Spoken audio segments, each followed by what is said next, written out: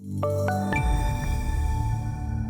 the currency quadrant today, taking a look at the June euro currency, which had a small reversal falling for the first time this week. We still ended up only down about 1/3%, still just slightly below that 107 level. We popped up above the 107 level today, 107.47.5. We were up just a little bit shy of 15 basis points on that one, but to the downside, 106.50.5 was down over 0.75%. And as I mentioned, we came back a little bit to finish down about 1/3% as we surpassed the New York close. But despite today's mild sell-off, volume, at least initially, came in lower than the previous two sessions. We have to wait for the official numbers before we know what the volume actually was.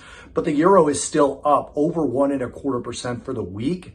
And on this particular move higher from low to high, the euro has risen about 3.77%. So still in a pretty good way versus the massive sell-off that we saw over the past, say, 2 or 3 months.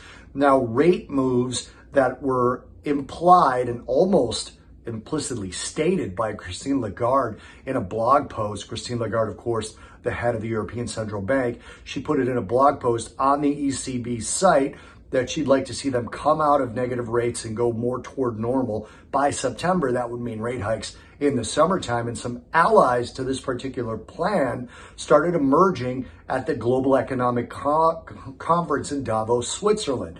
Dutch Central Bank Chief Klaus Knot, one of the most conservative members of the governing council, said he fully backs Lagarde's plan. Olli Rehn, who is Finland's central bank, also said he supports rate hikes in the summer. And he joins the ECB's own economist, Philip Lane, who also supports this particular direction. So the plan is gaining traction. Again, despite today's sell-off, it looks like, at least in the short term, the euro has found some footing based off of this particular rate hike plan. And then we had the FOMC minutes today that really didn't move the dollar at all. They really revealed nothing new. 50 basis point rate hike this past meeting, which was the largest in more than 20 years, was backed by all the FOMC members, and most participants agreed that inflation risks were pretty present and that further half-point percentage increases would likely be appropriate. That kept the dollar basically where it was, didn't budget at all, and that kept the euro down on the day, but not much and not on high volume.